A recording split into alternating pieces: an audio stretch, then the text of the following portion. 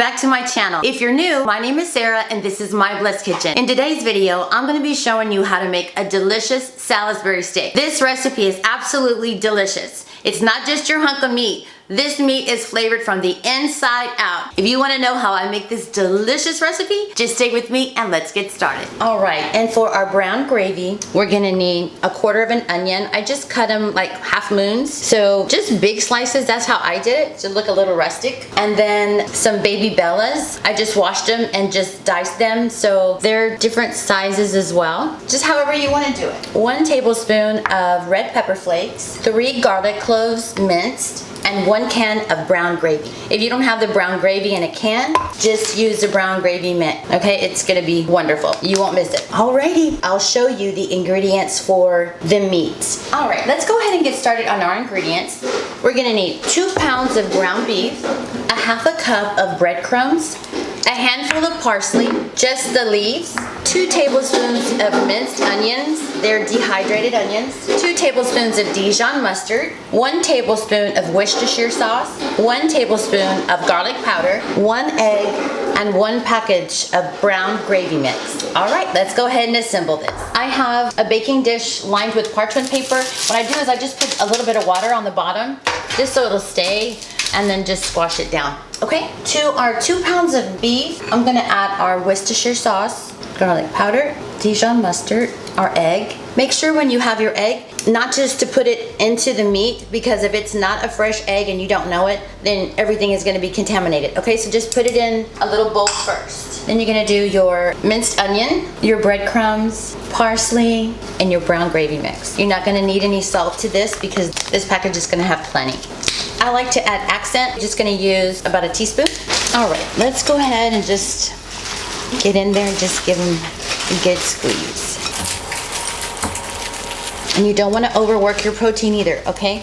Because ground beef can get really chewy. So you just wanna make sure that we just take care of it really quick like and make sure that everything's incorporated. This cut is 90-10, the fat ratio. If you're using a really lean meat, you might want to add just a little bit of oil. Okay, this should be good. Y'all, this recipe like this is amazing. It really, really is. You're getting flavor in every single bite. Okay, so what I do is I just get a big meatball, like the size of a huge snowball, okay? And then just form it into just an oval shape, okay? 3, okay? I see this is like 4 ounces of meat here. What I do once it's in an oval shape, then I just put little divots in it from my hand so you can put the gravy on there after it's cooked. Okay, so then we'll just transfer these over to the pan.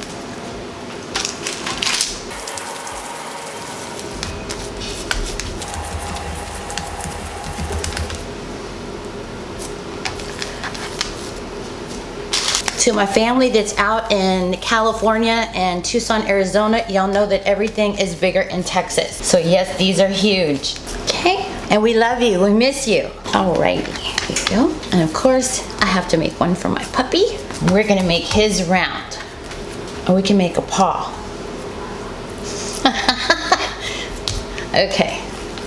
All right, so the oven is set for 375 and we're gonna have them in there for 20 minutes, okay? If you like them well done, of course, keep them in there as long as you like, but 20 minutes is ideal, okay? Just real quick, we're going in just like this and uncovered, okay? Alrighty, and then we'll start on the gravy. See you back in a bit. All right, let's go ahead and get started on our gravy. So you're gonna need about 2 tablespoons of olive oil or vegetable oil, whatever you have on hand. Make sure you have a hot pan. Okay, then we're gonna add in your onions. Don't let these sweat down just for a little bit. As soon as they become very fragrant or translucent, then you know it's ready to add your next ingredient. I'm gonna go ahead and add some pepper. All right, they are very fragrant and they are translucent. So let's go ahead and add our chili flakes. This is optional. You don't have to if you don't want to, okay? I'm gonna let the chilies get a little toasted and you will definitely smell these and then you can add the next ingredient. Now we're gonna add our mushrooms.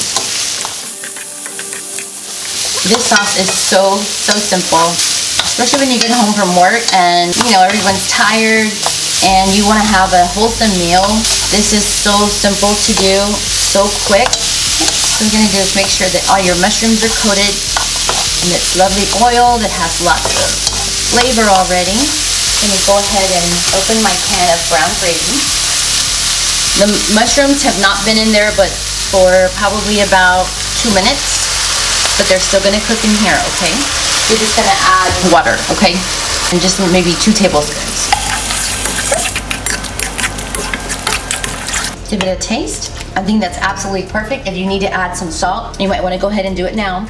Now I'm gonna add the garlic, okay? So at this point, the garlic cannot burn because you have your liquid in here, and we are just gonna close this, make sure everything's mixed together. Go ahead and cover it. And we're gonna simmer it for about 10 minutes and your meat should be ready and we should be ready to serve. Okay, see you in a few. All right, these are ready. So we're gonna put them into this gravy. Delicious. Okay, so we're just gonna put them in here.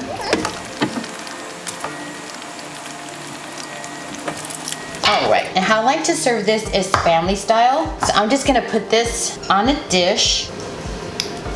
Okay, and see that the divots are holding some of the sauces in here? It's gonna hold all that goodness. And then we'll just spread it over.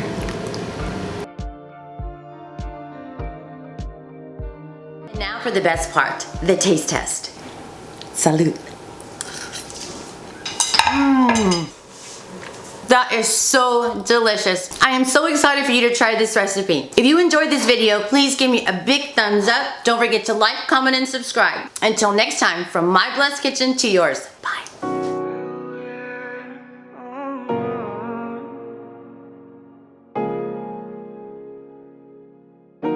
Y con tus labios rosados, yo me muero por una prueba de placer.